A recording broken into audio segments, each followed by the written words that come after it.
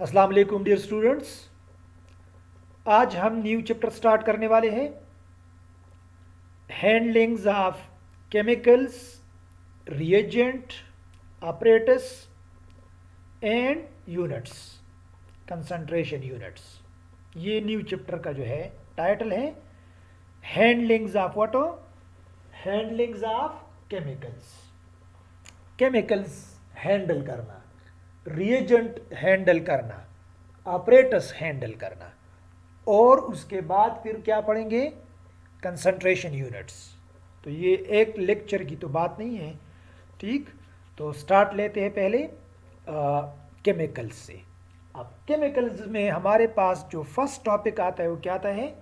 हमारे सिलेबस के मुताबिक वो है प्राइमरी स्टैंडर्ड केमिकल्स। केमिकल्स तो बहुत तरह के होते हैं, ठीक। उसमें से कुछ को हम क्या कहते हैं? प्राइमरी स्टैंडर्ड कहते हैं, कुछ को हम सेकेंडरी स्टैंडर्ड कहते हैं, कुछ को हम रेफरेंस स्टैंडर्ड कहते हैं। अब आज हम क्या पढ़ने जा रहे हैं? प्राइमरी स्टैंडर्ड केमिकल्स हम पढ़ने जा रहे हैं। इसको शॉर्टकट हम प्राइमरी स्टैंडर्ड्स भी कहते हैं, प्राइमरी स्टैंडर्ड्स। तो प्राइमरी स्टैंडर्ड है क्या?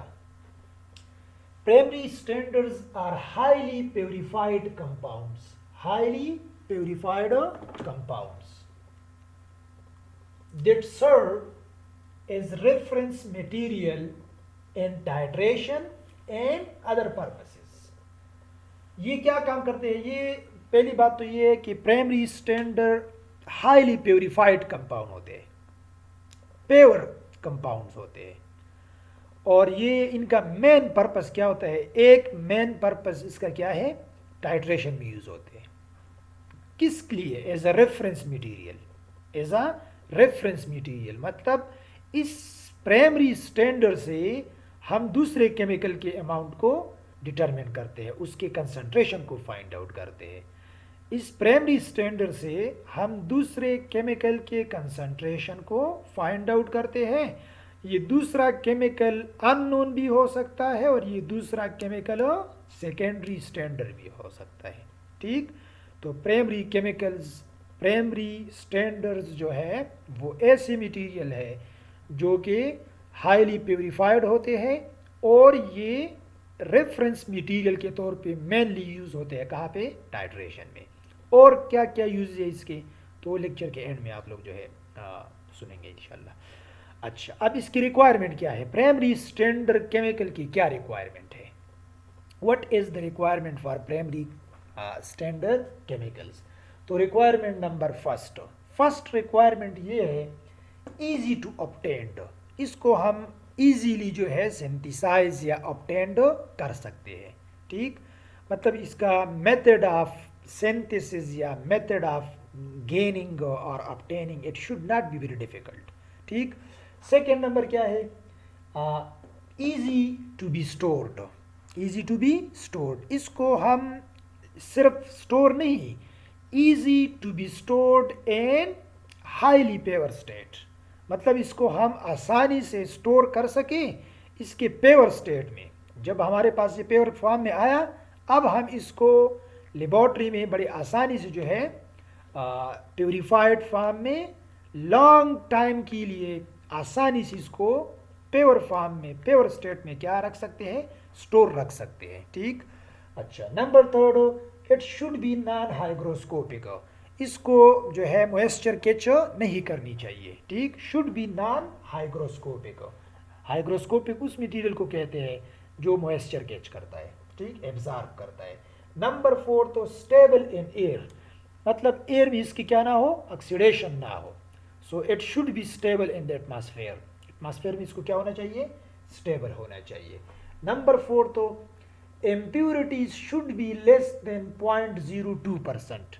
impurities 0.02% से क्या हो? कम हो इसमें। फिफ्थ पॉइंट क्या है? soluble in water या soluble in those solvent which are used in the titration or in that purpose। जिस पर्पस के लिए आप इसको यूज करते हैं उस सॉल्वेंट में ये क्या हो? इजीली क्या हो? soluble हो। react rapidly with the analyte, react rapidly with the in the titration। Titration के वक्त ये रैपिडली रिएक्ट करे। ऐसा ना हो कि इसके लिए हमें वेट करना पड़े ठीक, हमें इंतज़ार करना पड़े, तो it should rapidly react during the titration. Titration के वक्त इसको रैपिडली जो है रिएक्ट करना चाहिए। हैव हाई मोलर मास, इसका मोलर मास क्या होना चाहिए? हाई होना चाहिए। मोलर मास जो है, बल्कि ये पॉइंट जो है थोड़ा ज़्यादा एक्सप्लेन करूँगा। क्या मतलब है इसका? मतलब मोलर मास ज़्यादा होना चाहिए, क्योंकि ये जो प्राइमरी स्टैंडर्ड केमिकल है, इसको हम किस पर्पज़ के लिए यूज़ करते हैं? इसको हम यूज़ करते हैं मेनली टाइट्रेशन में, मतलब मेनली हम इसको रिएक्शन में यूज़ करते हैं। किस चीज़ में? रिएक्शन में। अब अगर इसका मोलर मास स्मॉल हो और हमसे वेट के दौरान क्या हो जाए? गलती हो जाए। लेट सपोज एक प्राइमरी स्टैंडर्ड है और उसका मोलर मास 2 है। उसका मोलर मास क्या है? 2। और हम वेट ले रहे हैं, मैं फ़र्ज़ी बात बता रहा हूँ ना, ताकि आप लोगों को आसानी से समझ आ जाए। एक प्राइमरी स्टैंडर्ड है, उसका मोलर मास 2 है और हमने वेट लिया और बैलेंस लेट सपोज ख़राब है। बैलेंस पे तो 2 नज़र आ रहे हैं, लेकिन उसने 3 ग्राम हमें दे दिया। मतलब हमने जब वेट किया तो हमसे या गलती हो गई या बैलेंस जो है, बैलेंस ने हमें एरर दिया, लेकिन 2 ग्राम के बजाय 3 ग्राम हमने लिया। कितने ग्राम हमने ज़्यादा लिया? 1 ग्राम हमने ज़्यादा लिया। 1 ग्राम। इस सब्सटेंस का मोलर मास क्या है? 2 इसका मोलर मास है और हमने 3 लिया, हमने बैलेंस पे 3 लिया। तो जब इसका मोलर मास 2 है, इसका मतलब है इसकी 2 ग्राम 1 मोल के बराबर होंगे। ये तो सबको समझ आने वाली बात है, ठीक, कि जब मोलर मास 2 है तो 1 मोल 2 ग्राम के बराबर होगा। अब हमने 1 ग्राम एक्स्ट्रा लिया है। 1 ग्राम एक्स्ट्रा मीन हाफ मोल। हमने हाफ मोल एक्स्ट्रा केमिकल ही लिया है। तो ये तो हम रिएक्शन में यूज़ करते हैं। टाइट्रेशन तो रिएक्शंस है, ये तो हम रिएक्शंस में यूज़ करते हैं। तो जब हम इसको रिएक्शन में यूज़ करते हैं तो ये जो प्राइमरी स्टैंडर्ड है, ये उधर हाफ मोल का एरर करेगा, 0.5 मोल का, आधे एवोगैड्रो नंबर का एरर करेगा, जो कि बहुत ह्यूज एरर है, बहुत ह्यूज एरर है ये, रिमेंबर। अब अगर इस प्राइमरी स्टैंडर्ड का मोलर मास 2 के बजाय 100 हो, लेट सपोज 2 नहीं है और 100 है मोलर मास, तो 100 ग्राम 1 मोल के बराबर होंगे। और गलती से हमने 101 लिया, 101 ग्राम हमने लिया, उधर भी हमने 1 ग्राम की एरर की है। और फर्स्ट केस में जब एक्सटेंडर का मोलर मास स्मॉल था, 2 था, जब मोलर मास 2 था तो हमने 1 ग्राम जो है एरर किया था, हमसे 1 ग्राम के एरर हो गया था। और जब मोलर मास 100 है तो फिर भी हमसे 1 ग्राम का क्या हुआ है? एरर हुआ है। लेकिन जब मोलर मास 100 है, 100 मोलर मास है, तो 1 ग्राम इस सब्सटेंस का 1 ग्राम 0.01 मोल के बराबर होगा। 0.01 मोल, जो बहुत स्मॉल एरर है बनिस्बत 0.5 मोल के। हाफ मोल के मुकाबले में 0.01 काफ़ी कम है। तो देखो एरर क्या होगा। अगर मोलर मास सब्सटेंस का हाई है, इस प्राइमरी स्टैंडर्ड का है हाई मोलर मास, अगर इस प्राइमरी स्टैंडर्ड का मोलर मास क्या है? हाई है, और हमसे वेट के वक़्त क्या हो जाए? एरर हो जाए, ठीक, तो इतना फ़र्क नहीं पड़ेगा। लेकिन अगर इसका मोलर मास स्मॉल है, इस प्राइमरी स्टैंडर्ड का अगर मोलर मास स्मॉल है और हमसे वेट के वक़्त हो, ठीक, वेट करते वक्त हमसे एरर हो गई, तो वो एरर जो है बहुत ह्यूज इम्पैक्ट क्या करेगा? कास्ट करेगा फिर, ठीक है, उसका इम्पैक्ट ज़्यादा होगा। मॉडेस्ट कास्ट, इसका जो मतलब ये it should not be expensive, इसको एक्सपेंसिव नहीं होना चाहिए, ठीक। प्राइमरी स्टैंडर्ड, अब प्राइमरी स्टैंडर्ड यूज जो होते हैं मेनली टाइट्रेशन में यूज़ होते हैं। तो कौन कौन से एग्जाम्पल है? तो पहले तो हमें टाइट्रेशन के एग्जाम्पल क्या आनी चाहिए? टाइट्रेशन के टाइप्स के नेम आने चाहिए। हमारे पास 4 तरह के टाइट्रेशन है। एक acid based titration, acid based titration में एसिड और बेस का रिएक्शन होता है, ट्रांसफर ऑफ प्रोटॉन। एक रिडॉक्स टाइट्रेशन है, रिडॉक्स में ट्रांसफर ऑफ इलेक्ट्रॉन होता है। एक कम्प्लेक्सोमेट्रिक टाइट्रेशन है, उसमें कम्प्लेक्स बनता है, लीगेंड होता है एक कम्प्लेक्स, ईडीटीए उसका एग्जाम्पल है। और एक हमारे पास क्या है, प्रेसिपिटेशन टाइट्रेशन, जो ना एसिड बेस है, इन तीनों में से कोई टाइप नहीं है, उसमें प्रेसिपिटेट बनता है, उसमें अक्सर सिल्वर होता है। सही। अच्छा, तो जब हमारे पास टाइप्स ऑफ टाइट्रेशन 4 है तो हर एक टाइट्रेशन के लिए अलग अलग प्राइमरी स्टैंडर्ड केमिकल यूज़ होता है। तो कौन सा स्टैंडर्ड जो है कहाँ पे यूज़ होता है, तो एसिड बेस टाइट्रेशन में। एसिड बेस टाइट्रेशन में जो हमारे पास प्राइमरी स्टैंडर्ड है वो कौन कौन से हैं, एसिड बेस रिएक्शन में क्या स्टैंडर्ड यूज़ करते हैं, स्टैंडर्ड केमिकल क्या यूज़ करते हैं, सोडियम कार्बोनेट Na2CO3 यूज़ करते हैं। ठीक। दूसरा क्या यूज़ कर सकते हैं, sodium borate, sodium borate use करते हैं। तीसरा क्या यूज़ कर सकते हैं, सोडियम हाइड्रोजन तिलेट, सोडियम हाइड्रोजन तिलेट, और उसमें वो पी से स्टार्ट होता है, पी उसमें साइलेंट है, उसका एब्रीवेशन है sorry potassium hydrogen phthalate, potassium hydrogen phthalate, potassium K, hydrogen H, phthalate से P, क्योंकि P उसमें साइलेंट है, तो KHP। तो एक एसिड बेस टाइट्रेशन में हमारे पास सोडियम कार्बोनेट हो गया, सोडियम कार्बोनेट, एक हमारे पास हो गया सोडियम बोरेट, एक हमारे पास हो गया KHP, और एक बेंजोइक एसिड। ये चार किसके किसके स्टैंडर्ड है, प्राइमरी स्टैंडर्ड है, एसिड बेस टाइट्रेशन के प्राइमरी स्टैंडर्ड है। ठीक।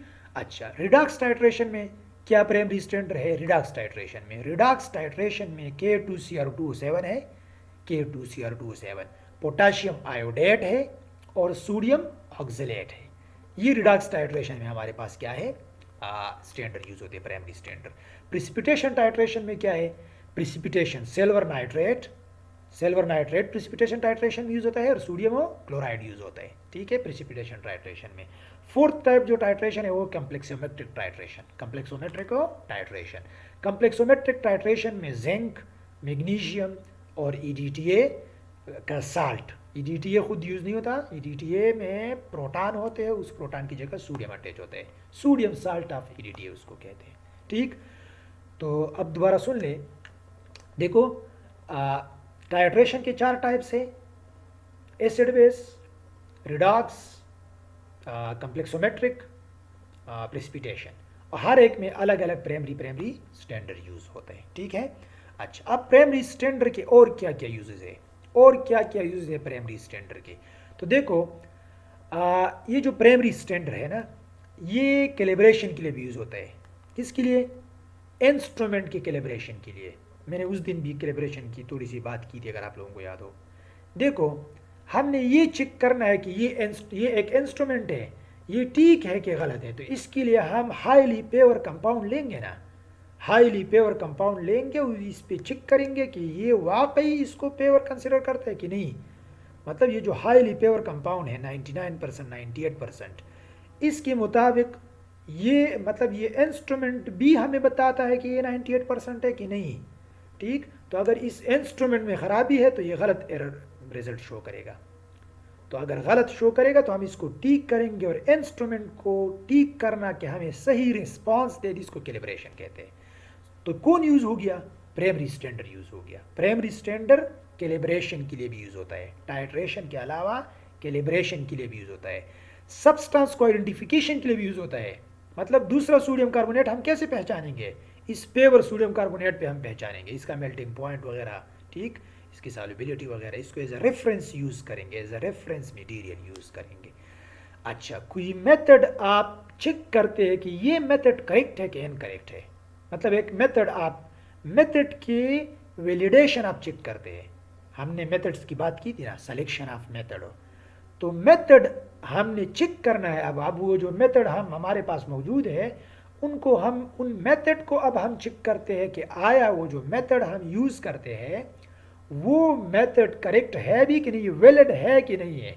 तो उस मेथड को चेक करते हम प्राइमरी स्टैंडर्ड लेके कि मतलब ये प्राइमरी स्टैंडर्ड अगर इस मेथड पे सही निकल आया, अगर ये स्टैंडर्ड मटेरियल इस मेथड पे सही निकल आया तो हम कहेंगे कि ये वैलिड मेथड है। ठीक, तो ये प्राइमरी स्टैंडर्ड की क्या है, यूजेस है। तो आज के लिए सफिशेंट है। Thank you.